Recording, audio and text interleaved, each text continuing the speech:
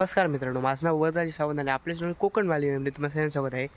मित्रांनो, आज मी चाललो आहे आमच्या विठोबा मंदिराकडे. तेथे आज हरिनाम सप्ताह आहे आणि त्यानिमित्त दिंडी पण असणार आहे, दिंडी सोहळा असणार आहे मित्रांनो. आणि आता घरात बघूया आपण काय नैवेद्यासाठी केलं आहे आणि आपण आजीशी पण थोडे गप्पा मारूया.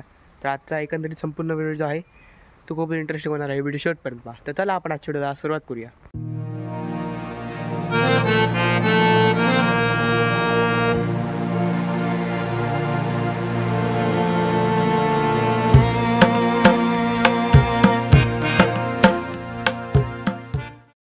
आजी, तुझ्या टायमात गोकुळाष्टमी कशी साजरा करायची जुनी लोक? जुनी लोक कशी करायची,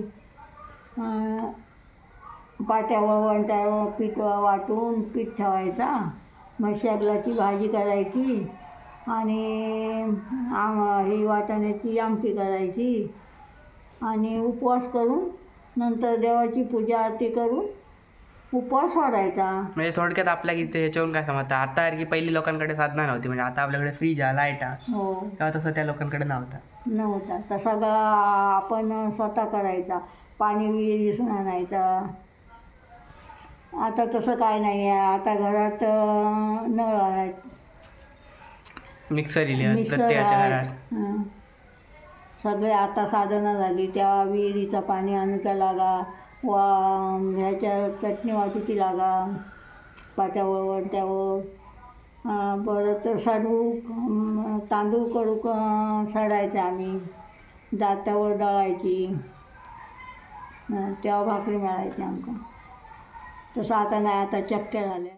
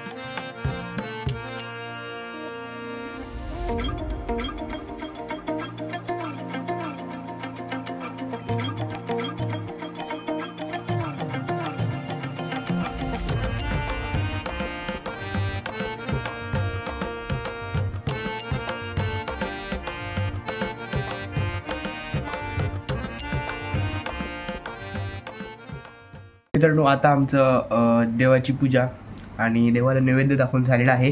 मित्रांनो, आता मी चाललो आमच्या विठोबा मंदिराकडे. जसं की तुम्हाला मी पहिलं बोललो की तिथे आता दिंडी असणार आहे.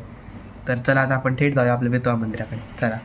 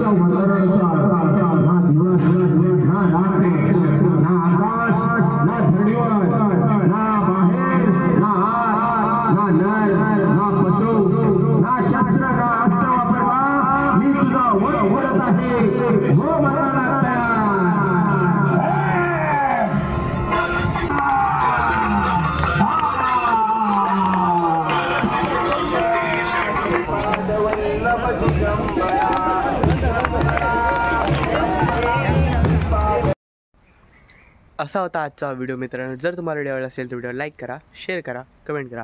असे जर नवीन व्हिडिओ पाहिजे असतील तर कोकण मॅलडी बाय चॅनल सबस्क्राईब करा, बेल आयकॉन दाबायला विसरू नका. धन्यवाद. आणि माझ्याकडून तुम्हा सर्वांना गोकुळाष्टमीच्या पुन्हा एकदा खूप खूप शुभेच्छा.